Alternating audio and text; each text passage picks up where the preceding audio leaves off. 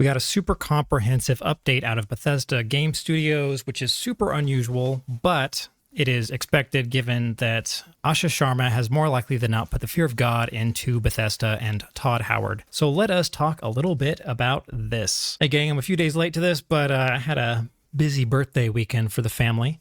And as a bit of warning to any of you guys with facial hair, before you go and trim your mustache, maybe make sure you put on the right guard on your electric razor, because otherwise you look kind of ridiculous, like you're gonna, like go build a barn or something. But getting straight into it, we've been, I think, all waiting for more updates from the various studios that are out of Xbox, because we've got a lot of fear that's going on in there right now, which is super expected. And we got a huge update out of Bethesda. I haven't seen anything like this out of them ever. Getting straight into the meat of it, they talk about how they're continuing to work on Starfield, which is honestly a huge mistake. That game was kind of a disaster in multiple ways. They're talking about their creators club, and let's talk a little bit about these two things really fast, just to go over that kind of my worries for Bethesda. And I know we're just kind of breaking out from just starting to talk about it, but it's really important to understand this. With Skyrim coming out, had a huge, vibrant modding community, made a bunch of mods, but the folks over at Bethesda didn't get a cut of any of like the money that could have potentially be made on those mods. So the whole reason for making Starfield was as a proof of concept for them to get modders to sell their mods through their economy so that they could earn a cut on those. The thought was, if they get this system working correctly, and they get a lot of modders in, building free content for the game, well, free for them. I guess not free anymore because they were hoping to make money off of it, but you get the idea. So the hope was to have this huge system get into place and have it so that everyone that is building content for Bethesda games is having to go through their store instead of something like Nexus Mods or Ayaka for the folks that don't want theirs to be like super politically correct mods out of Nexus. So you got like those two, and I'm sure there's others that I don't know about. I'm not super big into like the Skyrim modding scene, for example. But Bethesda really wants a cut on this. They really want people to use this as their go-to location to make money on mods so that they can get players to spend more money on these games, because a lot of the content that goes out of Skyrim, or that comes out for Skyrim, they are basically, kind of taking all this modding content and then just sticking it into like a Game of the Year edition or an anniversary edition, the Bethesda way of making games. But aside from all the Starfield and the modding portion, which we'll get to a little bit more of that a little later, because that's going to impact kind of what we're going to see out of probably the next Skyrim, the Elder Scrolls title that they're working on. They talk a little bit about Fallout, which I find is pretty hilarious. Like, they're still going to work on Fallout 76. They want to work on Fallout 5. And they're pretty much immediately after having this big chat about all this Fallout stuff, is they're like, oh, by the way, they've taken our IP and they sent it over to Obsidian, which is the correct thing to do here, because what's basically happened is over at Obsidian, they were going to work on Avowed 2. Avowed 1 was a catastrophe. And with that studio, they were like, hey, guess what? This is your last chance. We are going to give you this S-tier IP. You're going to stop working on your stupid mushroom game, and you're going to just make another good Fallout title, which in terms of just printing money, that should be a slam dunk as long as they've got the right people on the team. All of these teams have been, actually, I'm not too sure on a lot of the Bethesda, like who got affected for various studios. I know that certain locations were really cut really hard, like for the MMO side of things. But that's the correct choice. The correct choice is to tell all of these like fringe, stupid game ideas where everyone, not everyone, you got some people that are really like, oh no, Avowed's like really amazing. But those people are idiots, so we can just kind of ignore them. But gamers at large, what we want to see is we want to see something as a successor to Fallout Las Vegas. We want to see more Fallout content. We want to see Elder Scrolls, which has been basically not worked on or developed on for, 1,000 years now at currently what's been going on. And they talk about a little bit about how they're going to be working on Fallout 6, and Fallout 5 is going to be coming out. It's going to be on the Creation Engine 3. And it's going to be so great, so amazing, which, to be seen. because with both of these, again, looping back to that modding talk before, there's a good chance that there's a very real chance that the people that were really creative, that were good at making something like Skyrim, they may not be at the company anymore. I have very little respect and faith in Bethesda Studios.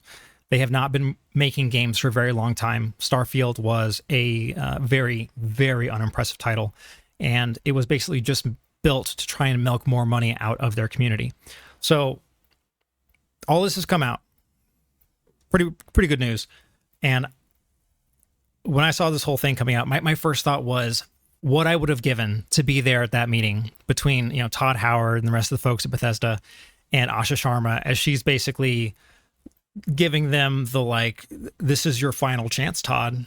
It's like, you're going to be making a good game or you're done. They laid off a bunch of their people already. They were probably pretty depressed. Like, oh no, what are we going to do? We're going to have to actually do work for once. And the fact that they had to come out and make this huge statement.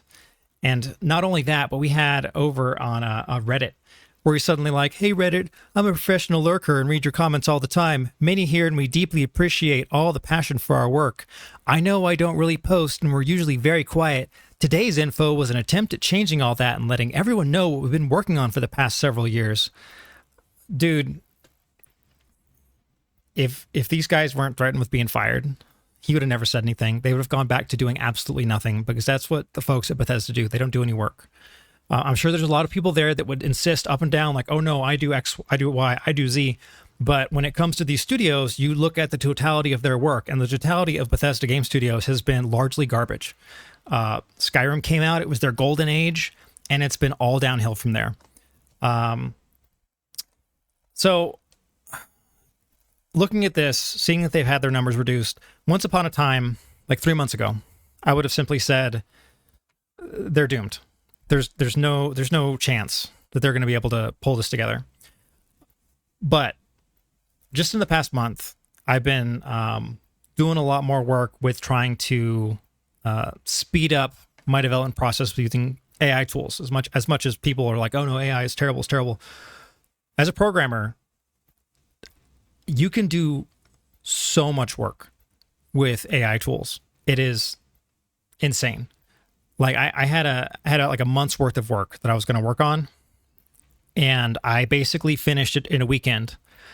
And I was checking on my phone whenever it was like, hey, what do you want me to do with X, Y, or Z? And I could tell it on my phone to go do something, and it would come back to my computer, and it would continue to do that work.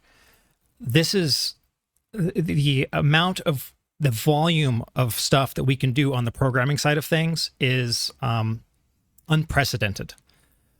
So if Bethesda wants to really get their act together and say, okay, we need to utilize every tool at our disposal, they should be getting into the latest AI models, getting them set up so that they're comprehensively reading their new Creation Engine 3, every little thing that they can to try and say, how can we utilize this tool at scale across the whole studio so that we are getting quality submissions in? Because that is one big issue with a lot of AI stuff, is you can have like a lot of AI slop code that goes in. So you need to be careful with what you're getting in and understand it.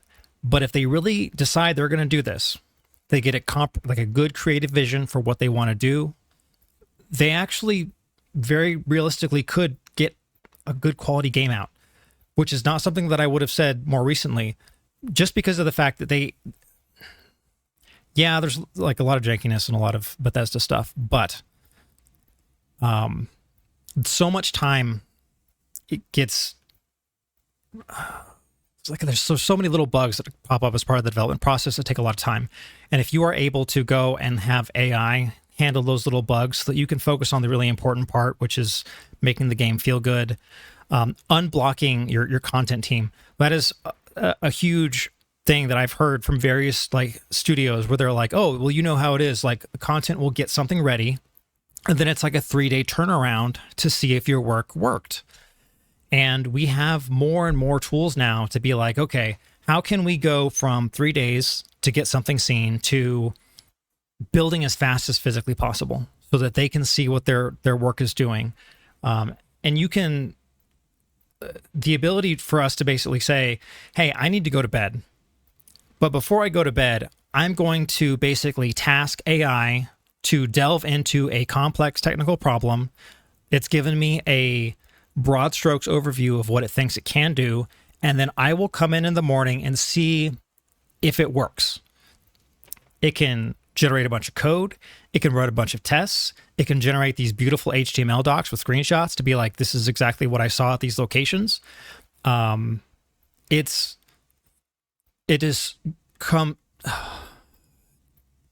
amazing. Like there's no other way to put it. The strength that we're seeing out of this kind of stuff, this technology, and you hear AI, and a lot of people are just immediately thinking the artist side of things, because like a lot of artists are insufferable on Twitter, where you say like you're using any bit of AI as like even a guide to hire some artists, and some artists are like, how dare you have even touched AI with this? No, I can never work with you. Just insufferable people. I don't think there's anything that anyone's complaining about if someone's saying, I'm able to use AI to not make your game crash, or I'm using AI to make sure that the performance in the game is better, because we've seen this as a plague on the industry with a lot of AAA titles where the performance is just terrible across the board. And you're always wondering, like, why didn't you spend time working on this? And now realistically, we have ways to basically say, hey, I'm going to go to bed, or I'm going to go away for the weekend, run comprehensive tests, give me reports on exactly what slowdowns were, see if you can actually fix it, and then let's come back on Monday and decide what we want to use and see what the performance looks like at that time. Now, I still think we're going to see people getting upset when you see any kind of like shortcuts that are really obvious for art stuff, because people are just really kind of hung up on that right now, because people are really focused on like, oh, the artists and like their livelihoods, when like realistically, if we're not making good games, we have no livelihoods. So in some cases, like I've worked with a lot of artists, some cases where it would have been far preferable to just have AI instead of working with those artists, because not all artists are created equally. Some are insufferable and are a huge stick in the mud and make everything worse. And you've got some that are actually fantastic. We really want to keep the fantastic ones, and whatever tools we can give for people so that they're like especially able to see their art in game functioning, cross platforms as well. Like you don't like, yeah, it's cool to see it, on your Windows machine or your Mac, but like you really want to see it on device so that you can see how it feels and like really identify any kind of issues, because there are like, we've all seen weird artifacts in our games before. So when we as like game developers get these tools and are able to just unlock a lot of ability for us to go in and fix a lot of these issues, it's amazing. Like right now, I'm recording this video with you guys right now. I've tasked my other computer to do a bunch of AI tasks for me, because I need it to basically just build stuff for me. I've got stuff I need to get done. And I'm like, hey, this is what I want you to do. I want you to build it out for me. I will come back and I will look at like what you have built out and make sure that it is what I need. Because time is like the most valuable thing that we all have. And with a lot of these game studios, they have like multiple years that are in development, which is jumping up their development costs to be in the hundreds of millions of dollars. And that has to get passed on to you, the consumer. So if we've got the ability to have a lot of these like basic tasks just get automated out, where we don't have to sit there and say, oh, I need to now hire a whole new engineer to come in and do this thing, or like a whole new team, because like hiring like 3 or 4 people, like that can easily be, especially if they're senior, that's like easily $1 million for some of these people. So if you're able to just say, hey, we got, a subscription to this like AI service, and it's just going to go in and like build these like, helpful things as we need them, it really changes the calculus on everything. The question is, will Bethesda do this, or will they go back to doing what they do best, which is next to nothing? And that is the thing that we all need to, well, we don't really need to do anything. We're just going to sit here and, either we get a good game on the end of it, or we get a good layoff story at the end of it. It's kind of like all positive for all of us. And we'll really get to see pretty shortly, can Obsidian and Bethesda actually still make good games? Because if they can't, then GG, that's the end for them. But that's all I've got to talk about for today. I am looking forward to more Todd posting on Reddit if he gets more freaked out with Asha Sharma here. It's been pretty comedic. And I wish you all the best, and I hope to see you all again in a future video. Farewell.